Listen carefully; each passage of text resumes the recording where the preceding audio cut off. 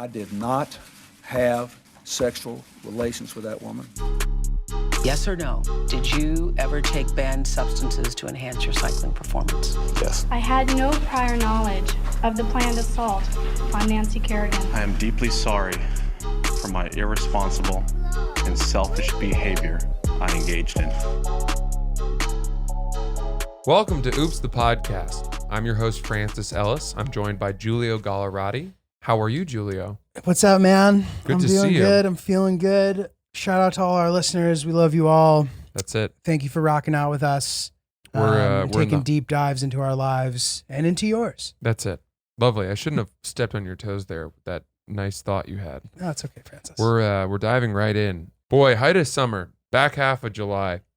It's back nine. It's a battle, man. Dude, it's so hot. And it's like, I feel like hurricane's coming early this year. I mean, I was talking to one of our listeners who's from St. Petersburg, and apparently, like, it didn't get bad. This was an interesting insight. He's like, yeah, we like it when it's category whatever it was there because we all get work off, but it's not bad. Interesting. So we all like party and have a great time and don't worry about our shit getting fucked up. I was like, oh, that's pretty crazy. Damn. But it's humid as fuck up here. It's like 80% humidity. I was reading about humidity because sometimes I look at my app and I'm like, oh, it's only 50% humidity. And then I go outside and that's a lot of humidity. And apparently 50% and above is a lot of humidity. Okay. Today it's 81% humidity. It's humid That's as really shit. bad. It's like jungle weather, dude. That's bad, Giulio. It's bad, Giulio, Francis. you know something? I went to Los Angeles. Oh, dude, I'm California. excited. So, as you guys know, Francis and I sometimes won't tell each other stuff because we wait to do it here. So, I knew Francis was in LA. I knew why, but I have no details. Everyone talks about the weather in LA as the big sell. differentiator between there and New York. And I always assumed they were referring to how nice it is during the winter there, where we are enduring months and months of cold and dark and cloud and overcast weather. The real difference, in my opinion, between LA's weather and here is that their summers are incredibly temperate. Yeah. It's right. very mild. And it's dry. It's dry. It's mild. It was 78 degrees and dry, and near the beach you had a good beach breeze down in Venice. It was comfortable. Totally, dude. And even when it gets really hot, it's still not as bad as our really hot. No, because it's all fucking. So I liked that aspect of it. My time out there I was there for 5 days. I have to tell you, the thing that people in New York say about people in LA is I hate the people. Mm-hmm. And that's too easy. Mm-hmm. You can't just say that. You can't just say I hate the people from a certain place. Isn't that racism? Not racism, but somethingism. It's anti-culturalism. If I just said to you right now, I hate everybody in Japan, you'd be canceled. I'd be in trouble. You'd be in trouble. So then why am I allowed to say I hate the people in LA? The people in LA. Everyone hates the people. Right. It's funny that that's sort of like a socially acceptable thing to say. Well, it's because we're not talking about specific races, right? LA is comprised of many. Yeah. So I guess you're allowed to discriminate against a wide range of people at once. Yes. Just not specifically calling out one of them. That's right. And let me tell you something. People say this about Los Angeles all the time, right? And it always seemed too easy to me. It was that's just a write-off. That's a blanket, thoughtless. We have friends in LA. We do. So you can't say I hate all the people in LA. It's mind-blowing. You drive down, Santa Monica Boulevard and the amount of people at lunch all the time. Lunch. You're like, does anybody work? Lunch it's a religious holiday. Every day. Lunch. It's all like day long, people what eating you hear outside. in Spain about the siesta. Well, dude, I think it's not uncommon for like places with really nice weather to like not have a very ambitious population. I mean, even in Europe, like, these countries that have nicer weather are known for being less productive. I always thought than that like was the Northern European countries. Socialism. I mean, maybe, but all of Europe has that. But like, Spain and Greece versus Germany and England type of discussion. I mean, I don't know. People, and I'm not saying this, but people do note that the weather is more favorable Yeah. in some of these places. So I wonder how much that contributes. You're right. You know, They go to Hawaii all the time in LA. Everyone is Makes always sense. going to Hawaii. makes sense. That's their Miami. Hawaii. Have you been to Hawaii? Once? Yeah, Incredible. same. Blew my mind. Incredible. The fact that that's a state makes no sense to me. It's nuts. It's nuts. That's heaven on earth. It's amazing. And it's a state? It's pretty sick. I mean, I'm glad to have them, but It's crazy how far away holy it is. smokes, that place is amazing.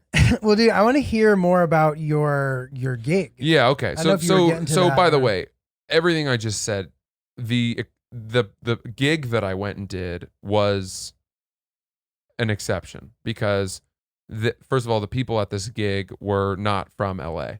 Mhm. They were from Northern California, I guess mid-coast California, places like Monterey and I don't know where else.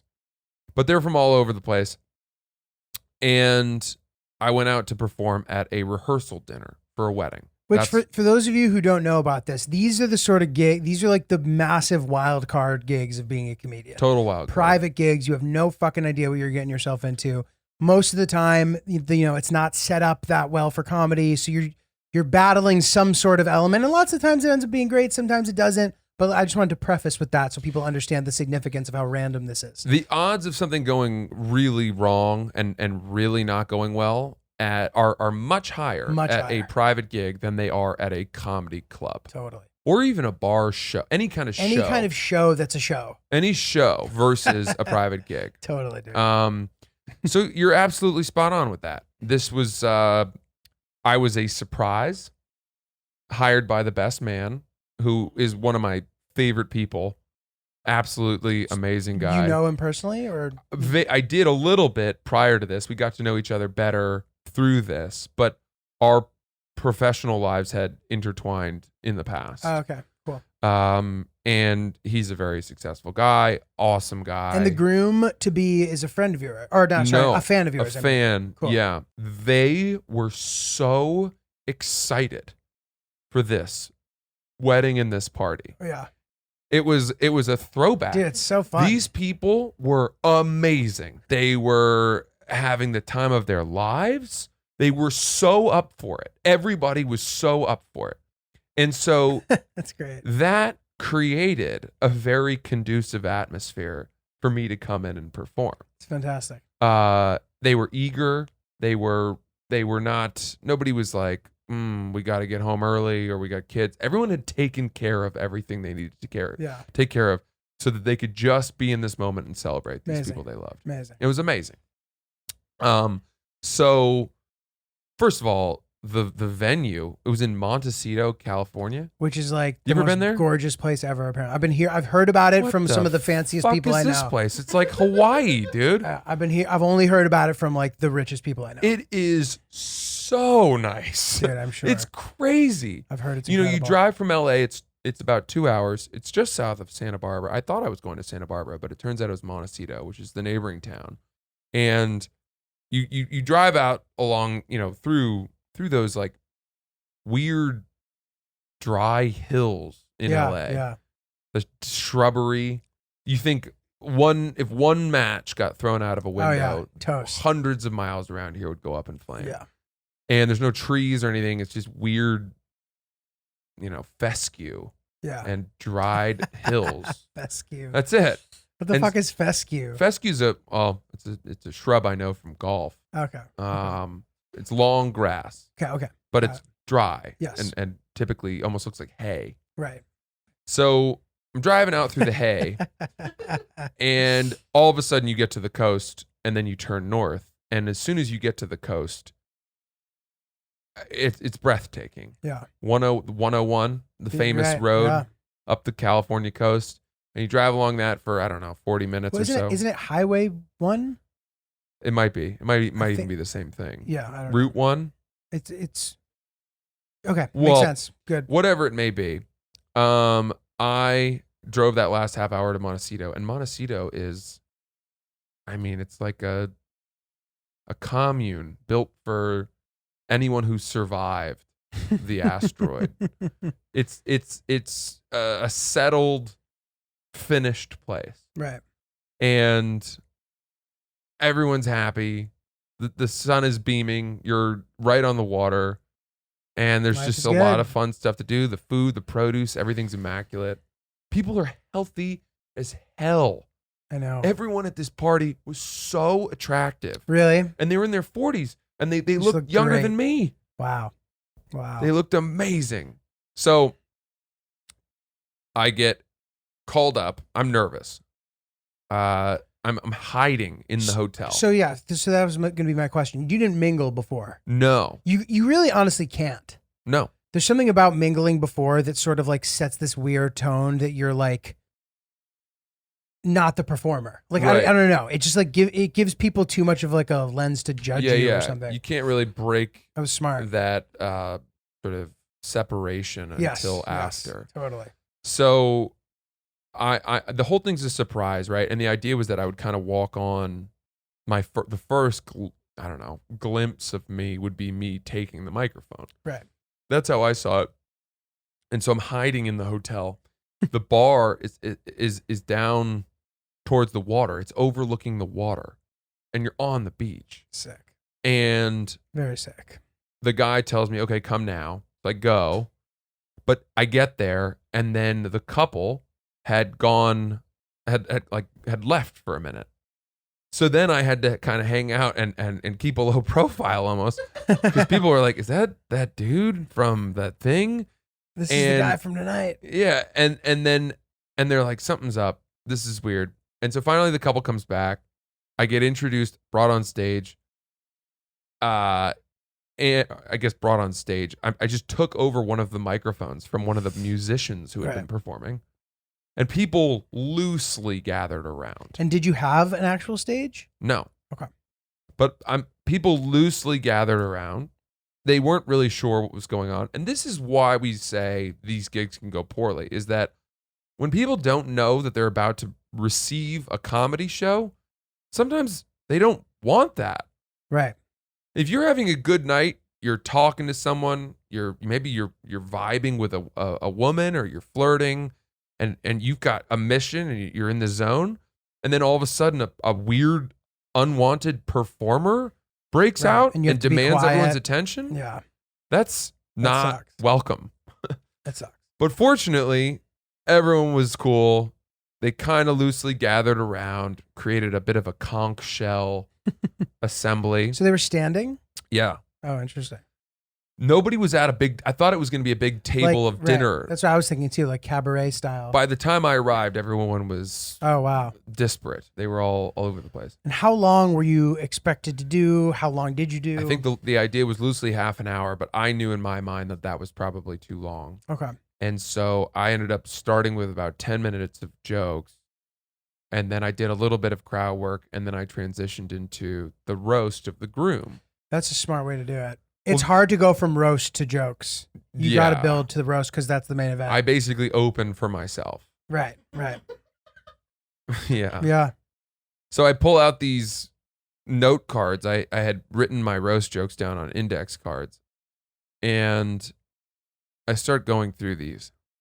And instantly the whole energy of the place picked up. Awesome. We hit a different gear. Yeah. Because now it was personal. Now it was about the guy. And, this is what they came for, I guess. And it did really well. It crushed. We had some really good jokes. I had two of my comedy buddies, Matt Broussard and JP McDade, who have a lot of roast writing history, just sort of brainstorm a couple jokes with me. And it went great. And then I kind of said, okay, that's it. Thank you. Whatever. People clapped. And then I spent the rest of the evening with these people. Oh, that's great. That's fun. And I'm wearing a coat and everyone's dressed well. I'm talking to all these incredibly gorgeous people, having the time of their lives. Eventually, that outdoor bar called Last Call, and the only bar left was the indoor bar in the hotel. So we all walked back across this big green, lawn into the hotel, and they had a pianist and like a jazz singer Mhm. singing, and it was really swanky, and it was Cool. beautiful dark wood and all of that. At some point, the guy who hired me comes up and he's like, you gotta play one of your songs. Oh man. And I'm like, dude, that is not a good idea.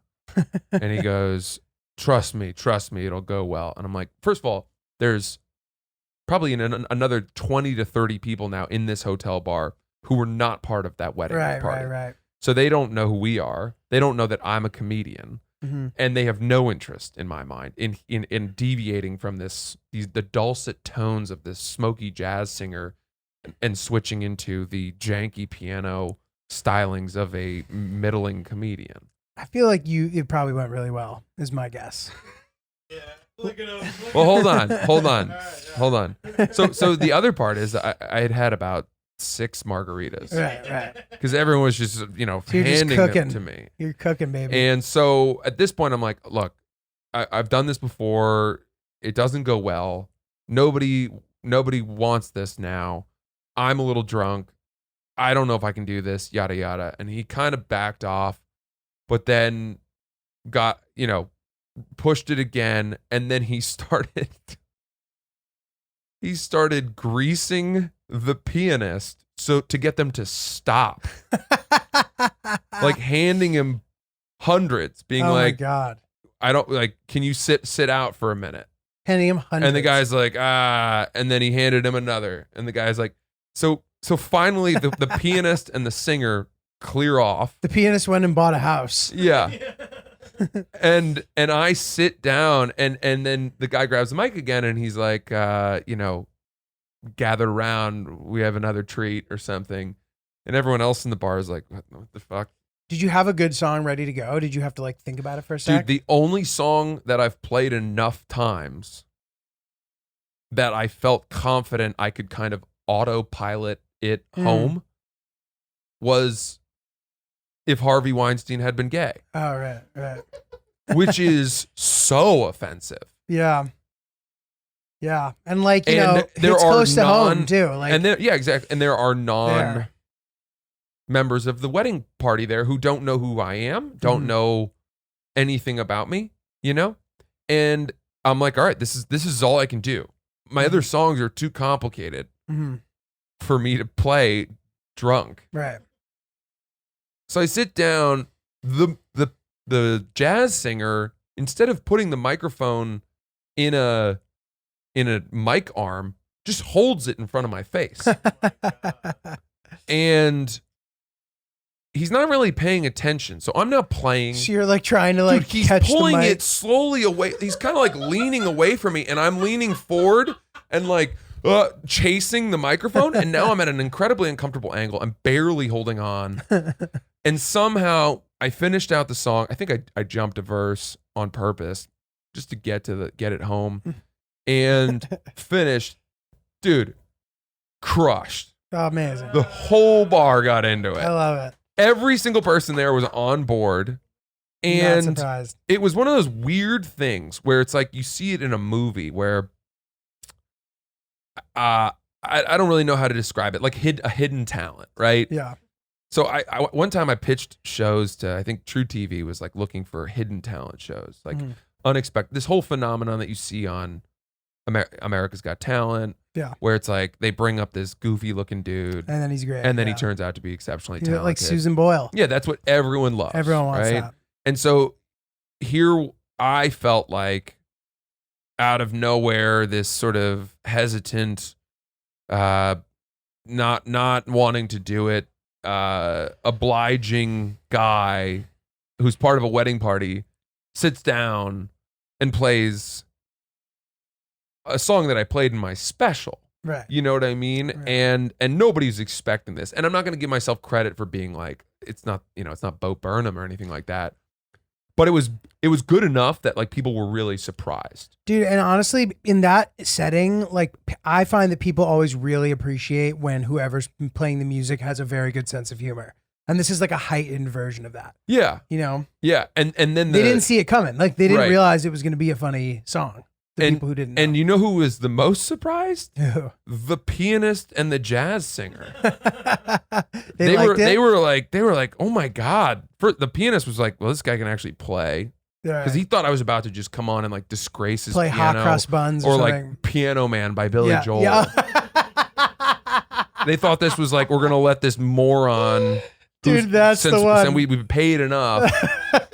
Yeah, I'll let this idiot the piano man come in and do his dumb shit. Dude, that's great. And instead, so then afterwards they were like, wow, I mean, I don't know how to follow that. And then everyone else was like, play another one. And I was like, nope. That's it. Let's end while we're ahead. Totally. And I did, and then had a great time hanging out with these people. And then walked back to my hotel in Montecito. And I guess I was a mile away. But I walked home on cloud nine. It's great. And I felt great. Good. These people were awesome. They're so successful. They're so smart. I was so impressed by these people. How many people were at the party? Like 40 or 50. Solid. And everyone was so happy. And I wanted kind of what they had. Yeah. Well, hopefully you listen, man. This is a tough grind, and this is the type of grind that if it can get under your skin and it can kill you. And I think that's why it's really important that you start shopping for a life insurance policy, pal. Our friends over at Policy Genius. Peddling a great product. It's a marketplace where you can shop through and find the right insurance policy for you, life insurance policy. And the people working at Policy Genius are working for you, not for the insurance company. So they are trying to find you the best rate, and you can end up saving yourself a ton of money. That's it. Policy Genius makes it easy to compare quotes from over a dozen top insurers all in one place. You can save 50% or more on life insurance by comparing quotes with Policy Genius. You could save $1,300 or more per year on life insurance by using Policy Genius to compare policies. A lot of cash. Lots of cash. Yes. And dude, it's tough out here, man. That's it. You never know when your day's coming. That's it. You got to be ready. You gotta set those up close to you to receive something for your loved ones upon your untimely demise. So head to policygenius.com to get started right now. Policy Genius, when it comes to insurance, it's nice to get it right. Well read, dude. Well read. Well, speaking, of untimely demises, I went to a memorial service for my uncle. The one we'd spoken about this briefly. Yeah. He left me a car. And sorry, this was a good opportunity to pivot into this topic, and we can go back to your LA stuff. I don't want to talk about LA cut you anymore. Fuck LA. But dude, so I was trying to figure out what the dress situation was going to be like. Because mind you, Hillary was meeting all of my extended family for the first time. She'd never met my cousins, some of my aunts and uncles. Like, she was meeting everybody for the first time. So I wanted to make sure she dressed in a way that she felt comfortable. But also, I wanted to know what to wear. I know that my family can kind of lean towards more casual. So I'm trying to figure out what the dress is going to be. So I text my dad. I'm like, do you know what the dress code is? Because I didn't want to text my cousins and have them be like, are you fucking serious? Like, wear a suit. Like, what do you mean? Right. Or what do you wear? Right. Which they wouldn't have done, I learned later. But anyway, so I text my dad and I'm like, what should I wear? And he goes, comfortable. Oh, no. And I'm like, that is very vague. To me, comfortable is slippers and, a robe. And a plover robe. Dude, yeah, literally. Like a robe. And so that's not helpful. So I text my brother and I say, do you know what the dress code is? And he says business casual, which is very not different from comfortable. Which is not comfortable. But I'm also like, okay, maybe they mean like comfortable because normally you dress more formally to something like this. And business casual is like dressing formally, but without the tie. So I'm going to dress that way. Mm-hmm. So I wore a suit jacket. I wore a suit, no tie. And I show up to the wedding, I show up to the memorial service and everyone is dressed. I don't know if I'd call it comfortable, but they are not dressed in suits? In business casual. They are dressed in like Thanksgiving attire. Sweaters. You know what I mean? Though? And chinos. Like everybody looked nice. Everyone was like, people wearing polo shirts or people were wearing, but like nobody was wearing. So now I just look like this fucking city slicker who's like trying to prove something. You're an oil baron. Dude, Guy came to a small town. He shows up at the funeral to pay his respects, but everyone knows he's there to just drill wells in their backyards. Dude, that's funny. I'm making small talk and people are like, so where are you from? And I'm like, the city. And I'm wearing this fucking jacket and this suit. I feel like such an idiot, dude. So my brother then shows up wearing like a wool plaid button down and slacks. I'm like, this is business casual to you? I'm like, dude, you look like a fucking teaching assistant. And he's like, I meant business casual for our family. I'm like, what? Like, how was I supposed to interpret that? So I text I tell my cousins are like, dude, you should have texted us. I'm like, God damn it. When in doubt, you just got to fucking ask. Yeah. Well, you did. I know. But you asked the wrong people. I asked the wrong people. You need to go outside the family. But it was funny. It ended up being a funny thing. Like, it wasn't a big deal, but it was funny to like kind of Yeah. talk to my brother about it. He thought it was hilarious. Being overdressed for a funeral is funny, dude. It is a funny thing. And I even told Hillary, I'm like, you don't need to like wear all black and like wear a veil or whatever. Cause like some people actually do that. Of course. You know what I mean? But like I had never really experienced that in my family. But anyway, I did not read it properly and I showed up overdressed, which became problematic. Did you have a thought No. about that? Sorry. Which became problematic because I forgot that my cousin had asked us, he sent a group text to the men in the family asking to help move stuff out of his father, my uncle's apartment. Mm. So he's like, did you bring a change of clothes? And I was like, no. And he's like, oh shit. He's like, I can give you like a t-shirt or something. I was like, it's fine, whatever. But dude, cut to, we're not helping to move some furniture. We're moving my uncle's entire apartment. So I have to leave Hillary at the house, and it was fine. Like I'm obviously happy to help. It was like honestly like a pleasant activity. All the guys getting together, some camaraderie. Yeah. My dad and my cousin fucking barking at each other. My dad's trying to like micromanage putting the stuff into the back of my cousin's truck. My cousin's like, it's my fucking truck. And then my cousin gave me a ride back. He's like, dude, he's like, it's my fucking truck, dude. I just hate when people try to tell me what to do. I'm like, dude, that's fair. Yeah. Like my dad just is controversial somehow. He like ends up coming and starting trouble, like whatever. So that was like, you know, little stuff like that happening. But then, dude, there was one piece of furniture that was going into the house, into my cousin's house. This is my other cousin. Yeah. It was an armoire. It was a Okay. giant armoire. Yeah. We had to move it up the stairs. And I Oh, was no. like, as long as I don't end up being the guy carrying the armoire up the stairs, I'll be fine. You know, we move these couches. All this stuff's going in the garbage eventually, whatever. Not a big deal. It was still hot and we're all sweating, but we're helping out. This is what family. Are you still in a suit, pants, and And a white button down or something? light blue button down. Oh my God. Dude, I know. So, dude, brutal. But I should have remembered, you know, my fault. But so it was funny. We're at the back of the house. I've helped quite a bit. So I'm kind of like, all right, I'm going to try to get away from the armoire.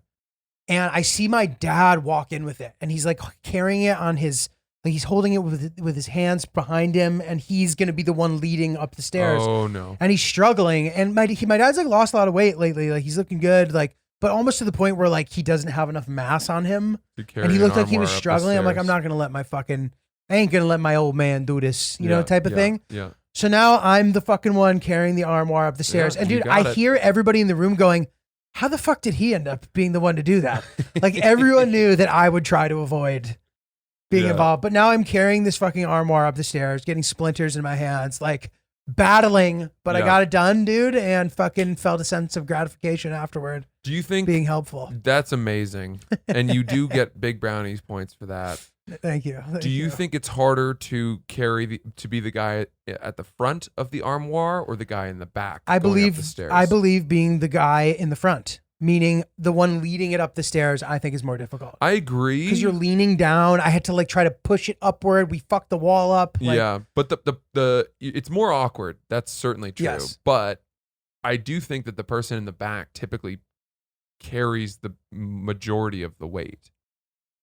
Yes. But like you said, the awkward nature of having to like lean down and you're holding the top of the armoire with your fingers instead of having like a strong Yeah, base brutal. from the bottom. Brutal. It can be tough, but it's funny that it ended up being me doing it. Yeah. Also, I had to leave Hillary with my relatives for like 2.5 hours by herself, which she ended up managing fine, but that is no like small task. No, that's a lot of work on her end too. My cousins are cool, I think, and they all have kids who are cute, and she was like playing with the kids, hanging with my cousins. Like, Nice. It's all good, but Well, I'm glad to hear it, man. That sounds similar. I don't know. My weekend, everything. I'm still.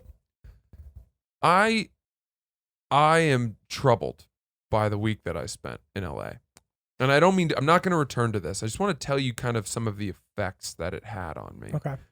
It shook my belief system. And what was your previous belief system?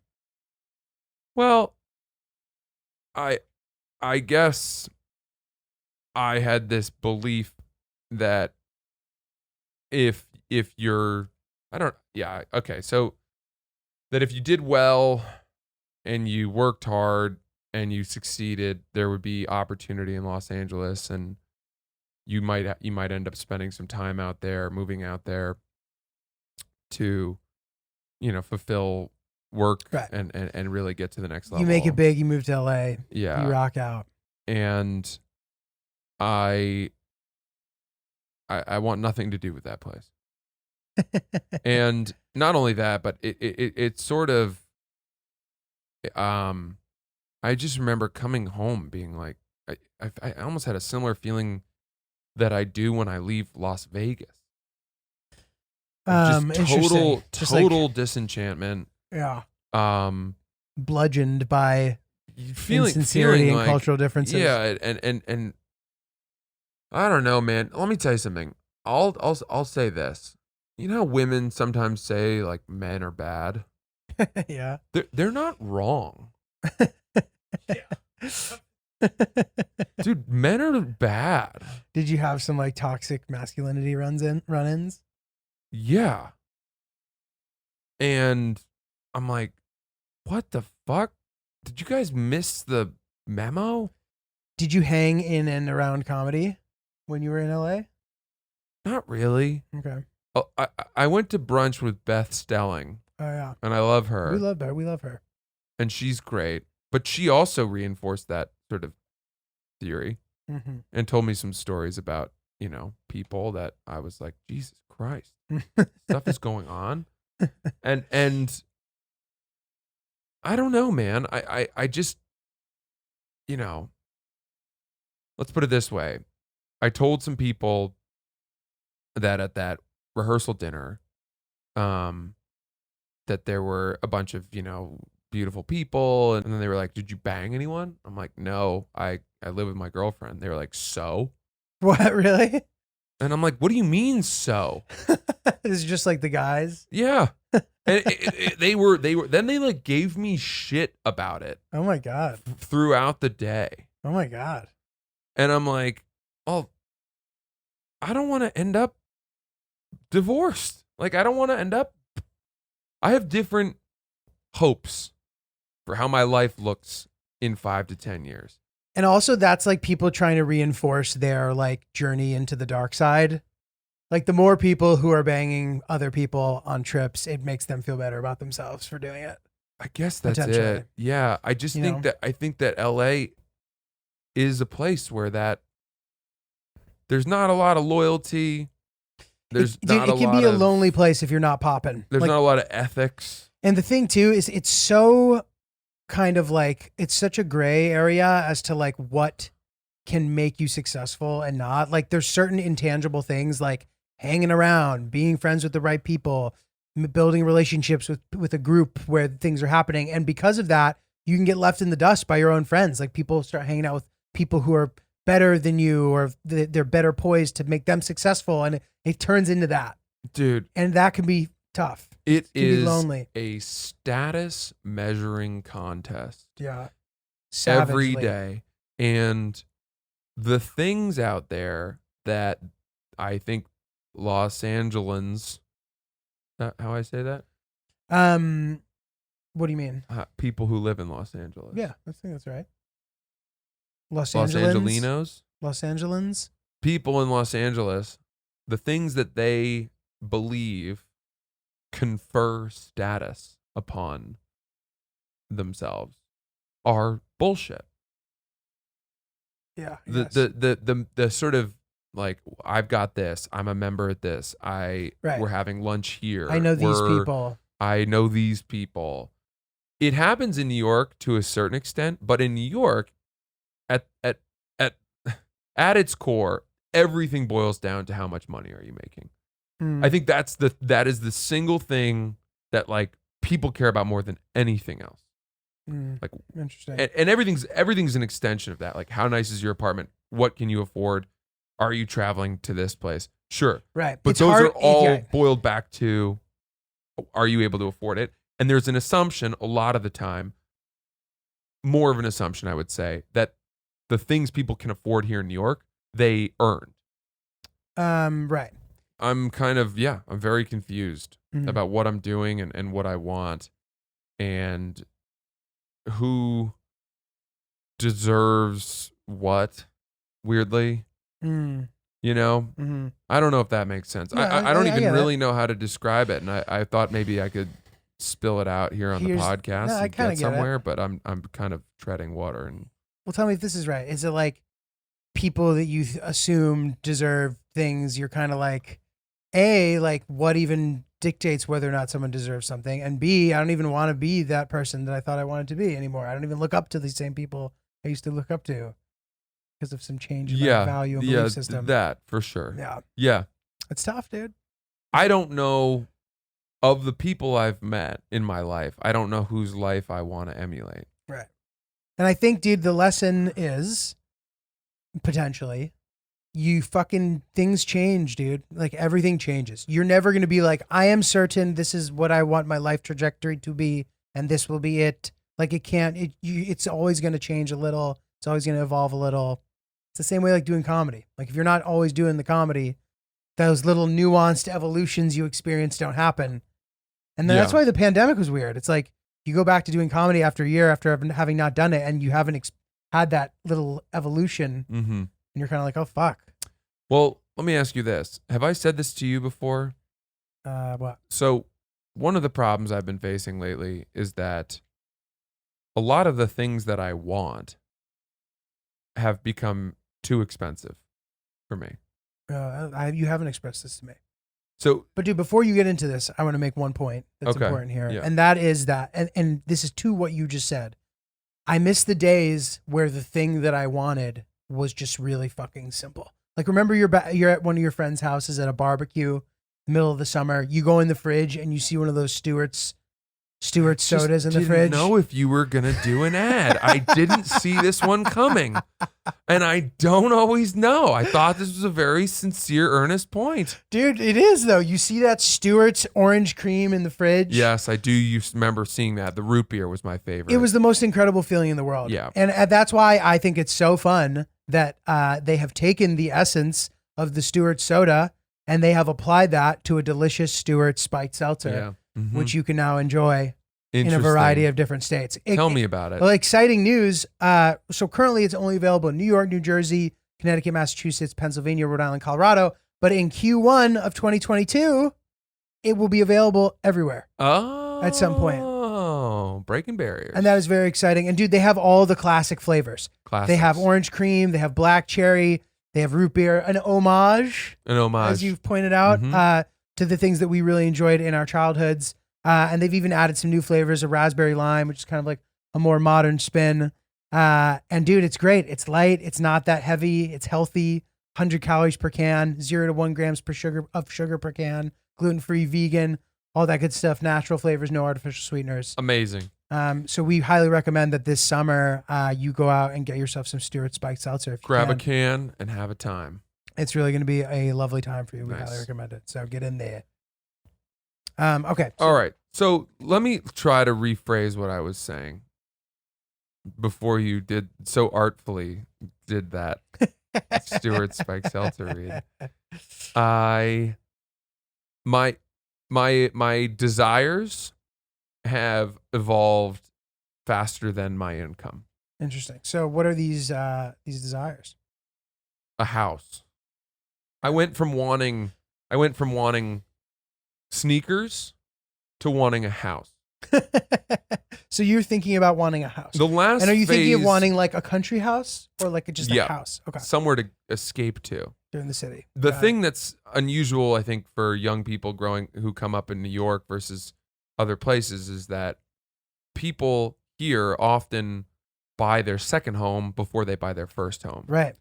And I've seen a number of my friends do that. And for one, they do it because there is a very good opportunity typically to rent their beach house or their escape house for, let's say, the month of July, Right. and pay like 80% of your yearly mortgage. That's how high Yeah. rental yields are in the Hamptons, in the Hudson River Valley. And then you suck it up. You don't have it for the 1 month that you really probably want it the most. But whatever. No. But you've got it for August August is better. through October. Yeah. And then you go up in the winter and you get in front of a fire and it's cozy. And then you come back in the spring and stuff like that. And you've got plenty of great months to enjoy it if you're just willing to let some nice family come in and stay there Totally. for the month of July. Totally. So a lot of people do that. A lot of people I know have done that. They've bought it almost as like an investment. It's almost like a half investment, half personal use property. We've been talking about this too, by the way, Hillary and I. You guys are talking about buying a place? I guess Hillary and me. We have talked about this idea that you have, which is like that would be what we would potentially want to buy first when that day comes. Yeah.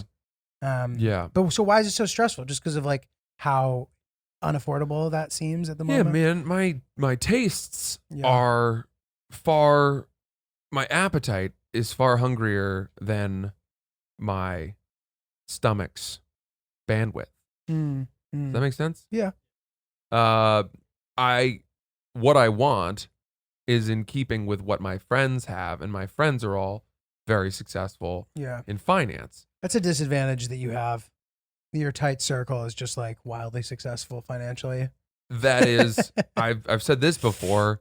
I am unfortunately the least financially successful person at my 10-year reunion. The runt of the litter. That's the problem with being a Harvard guy is you go to your 10-year reunion or whatever, and you're in a corner with a couple random people who were idealistic and went into the Peace Corps or started like nonprofits, and then junkies who fell prey to drugs and have been in and out of Betty Ford centers. Right. And then me, a dreamer. And the thing is, dude, who became a comedian. The allure of sort of the choice to become the comedian, it has different waves where like you can benefit and not benefit from it. So for example, when you're in your 20s and you're doing it, like it's really fucking cool. So the coolness factor sort of offsets the fact that you're not making as much money. Yeah. Because like your friends are grinding at their investment banking jobs and they're doing well, but they're not like, they're not happy. Making a couple $100,000, whatever. Maybe the guys who are crushing are making more, but like their lifestyle sucks and like you're equals. But now we're in our 30s and now things start to become more expensive and whatever. And now those guys sort of have the last laugh That's it. at this moment. You know what's cool? Being super fucking rich. Buying a house. Yeah. Buying a house is cool. Buying a house. I talk about all those things in LA that confer status, right? Joining of this, whatever. None of that. Buying a house is cool. Buying a house is fucking cool, man. Yeah. What an amazing achievement to buy a house. But dude, listen, you have a beautiful apartment. Like I would encourage you not to get down on yourself about this. I love where I live. And you're really nitpicking at yourself. My desires have outpaced my earning. So and I we can't can stop. I cannot reorient myself. So, but what if you kind of chalk it up to this? What if it's like a new thing to shoot for? If you're reorienting, like you said, like this is a new goal. This is a new exciting thing to work towards, to dream about, to think about. It's fun. That's like a nice thing to have to think about, as opposed to being like, how am I ever going to do it? Right? I don't know. Maybe so find a way to take a measured approach to it. Like maybe, and not even measured, just like fucking measured schmeasured, dude. Like I want to fucking have a nice house someday. You don't have to like start setting the specific. But like you can do that too. There's two problems here. There's two problems. One is my friends are all getting nice houses. Yeah. So it's in my face and it makes me feel like I should be there too. But what's wrong with going to just stay with them? Isn't that the best of both worlds? You'd rather have your own spot? When you go as a guest, first of all the conversations that we've had and all the advice I've given on being a good host makes me very, very self-conscious about how I am as a guest. Dude, that's the equivalent of like when you're a comedian, you talk a bunch of shit. It like completely ruins your process on how to like do your jokes because you are so judgmental of others. Yeah. Dude, that's hilarious. Yeah. I go to people's houses and I probably overdo it in trying to be a good guest to the point where it's not pleasant to people. You ever get in a fight with someone where you take your shoes off at the door and they're like, you don't have to take your shoes off. And you're like, I'm taking my shoes off. And then they're like, well, nobody else is taking their shoes off. And you're like, I don't care. That actually annoys me. And then you're the only person walking around barefoot or in socks at a party of people in shoes. I don't know. One of my good friends does that because he has this adamant shoes off policy. And then when he comes over and he takes his shoes off, it annoys me because it's like, you're not in your fucking house, dude. Keep your fucking shoes on. Don't put your shit on me. You're not in your house right now. You know that in Sweden and Denmark and in Norway, they categorically remove their shoes. I do know that. So why? Because of you. We should be more like them. Though. Why? You can be Because however they're you want to be. gorgeous. They are gorgeous. It's true. And they can look great without their shoes on. And they have the highest functioning societies. Why do you take your shoes off? Because people. Or no, why do you keep your shoes on? I don't know. Are you more comfortable? I don't feel strongly about it until somebody starts telling me that I should be taking my shoes off in my own apartment. So it's just a liberty thing. It's just I don't give a shit thing. Like I'm not trudging through the mud all day. Like I don't have any issue with people having shoes on in the house. Like it just doesn't bother me. We'll vacuum. There is more stuff that comes in on the soles of those strangers' feet than you would think. I understand that, and it doesn't bother me. They stepped in shit at some point, and the shit is still maybe sort of on their shoes. I don't care. Yeah, little fecal trails. And dude, filaments. to be honest, I typically at some point will take my shoes off when I'm in the house. I get more comfortable. Maybe that not way. right away, but I will. I Let the don't walk dogs around. breathe, Julio. Let them breathe. Wiggle your toes. How I nice know. is it to wiggle your It's toes? nice to wiggle the toes. On a Wiggly carpet? piggly. On a shag carpet? Dig your toes in like you're resting your feet on the back of a Labrador Retriever? Dude, it's all great. And I agree. That's a nice vision, and that's a nice the Labrador feet sinking in thing. It's beautiful. All I'm saying is we don't have this strict policy, and when someone else tries to enact their strict policy on me in my house, it annoys me. Shoes off, right? No, I didn't say that. But you can take them off. Go ahead, take them off. So If you feel more comfortable. you don't like people putting that on you. If it's in my house. What if someone said to you when you went to their house, would you mind taking Of your course shoes not. off? I take them off right away. It's your house. I you respect don't your house. you don't hold that against I've them. never. I take my shoes off at your house. I don't care. My friend who's annoying about it, I go to his house. It's his house. I take my shoes off. If I forget, that's a dick move on my part. I hate when people are disrespectful of other people's shit. This isn't your place, dude. Do what the other person says. If you have a problem with it, don't go there. That's right. Right? That's Wow. fair. That's laying down the law from Julio. I think that's fair, dude. I like that. I think that's fair. Yeah. Okay. All right. Touche. Despite feeling somewhat disillusioned, I am comfortable in my bird dogs. Could be worse. It could be much worse. I could not be wearing bird dogs, and then I would be 10 times less happy. Well, dude, I'll tell you what, though. Not to play devil's advocate here. If you were not wearing bird dogs, perhaps you would be so uncomfortable that all you would be thinking about is how uncomfortable you are. Yes. And that would make me stop Therefore- worrying about my future and the lack of belief that I have in what I'm doing. You are so physically comfortable that it is allowing you the novelty of being able to contemplate your future. So I guess it's a trade-off. It's like physical discomfort, but distraction from the voices in my head versus complete and utter comfort, which gives me the mind space to ruminate and spiral on these bigger life issues. Right. I mean, dude, yeah, it's called the bird dog's paradox. The old bird dog's paradox. You're so comfortable that you're able to think about your future and mortality and some of life's most difficult questions. Yeah. But however, you are comfortably laying in a hammock or jumping in a pool or doing whatever you can do because you can do anything in a pair of bird dogs. Yeah. I mean, listen, it's worth trying. See what works for you. If you're more of a comfort person, which I suspect you are. So go to birddogs.com, use promo code OOPS. You'll get something. Say it every week. We don't know what it is, but you're going to get something with those sick bird dog shorts. Get them today. Birddogs.com. Dude, okay, so I have since we're talking about pet peeves, I have a good one. I hate when I do a comedy show and someone comes up to me after to tell me how great I was, and then they immediately start telling me where I fall in their ranking of who was the best on the show. You were so great.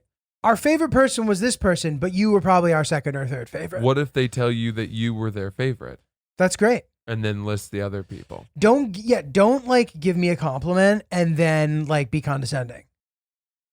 Fuck your opinion. If you think I'm great, that's really nice of you. Thank you so much for sharing. What if they say we liked you? We also liked this person. That's fine. That doesn't take away We from your loved credit? you and Francis. Is fine. We loved you.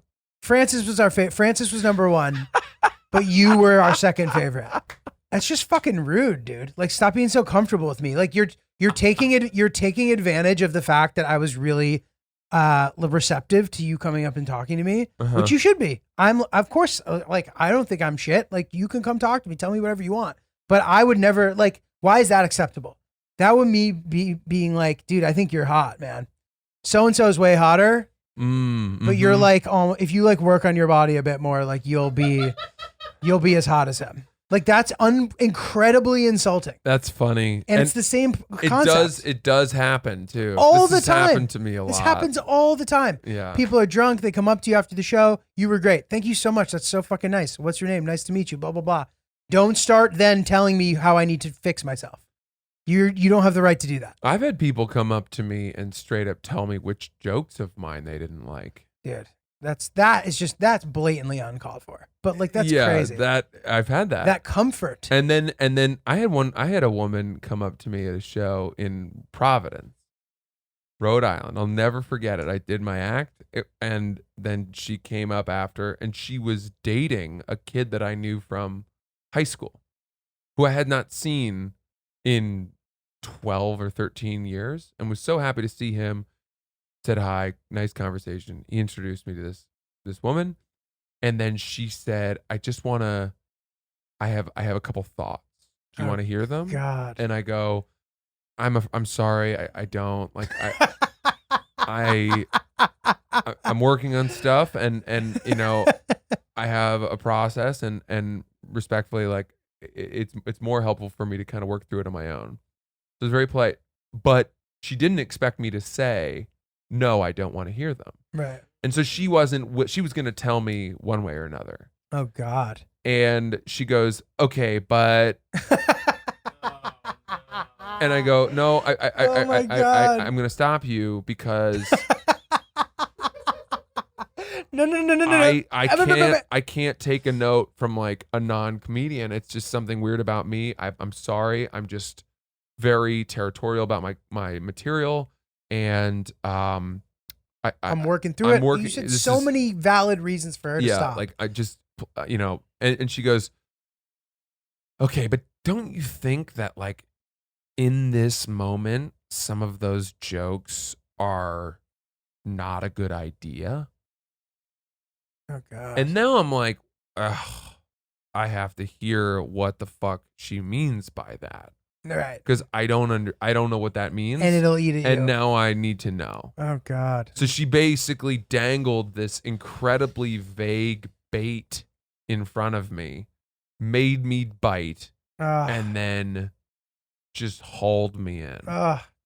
And it was about, you know, I think, oh, you know what it was? Dude, imagine it was about your article about the dead girl. I mean, imagine. well, dude, so what it was, I do remember, it was I think the state of Alabama had just passed or had just voted against like abortions or something really like that. big. It was a big headline. It was a big moment and people were very obviously polarized. I did not touch that in my act. Right. Of course. Mm-hmm. But I might have done something about like becoming an uncle or babies, but not. I didn't say the word abortion. I would not. I don't do abortion jokes. And I remember. Also, if you wanted to, you can. No, I know, but like. Yeah, I know. But for her to trace what I had said to that, I think because that was her connection. Okay. Was like doing, you know, bits about in this pregnancy sensitive time or becoming an uncle, not being ready to have children, whatever it was. And it wasn't even super offensive stuff. That was where she was like, you should have read that headline and known that this was not the time for that. Right. And I'm like, listen, if I'm not going through the fucking New York Times on a daily basis, checking to see if something is now out of bounds in my act because of a recent development in, Right. you know, like what can I not do? A presidential said this to her? assassination joke because the president of Haiti was just killed? Like, Did you say it to her? I didn't say it to her, but I said I didn't back down from my side, which was basically like, look, I'm sorry if you didn't like a joke that I told. I do my best. It seemed like the majority of the people here had a pretty good time. And meanwhile, by the way, her boyfriend is like gently pulling at her arm. Yeah. God, that's nice to see. And he's aware. He He's knows. aware, like, this, we don't do this. This is not a good look for us. And she won't move. Stand down, babe. Yeah. She's like, this is her moment. She is standing up for whatever. And God, dude. I'm like, my God, just let me get out of here. And I'll never forget it. I mean, obviously I walked out of there with a bad taste in my mouth. And you fucked up by like engaging her in conversation. I But at that tried point, I know, not dude, I to. know. You tried so hard. You tried twice and gave different examples as to why you didn't want to have this conversation. I put it on me. I know. But then you did a great job. I can't believe, I probably would have just immediately been like, sure, and then bitched about it for 5 years. And instead, you really made a really good effort to avoid it.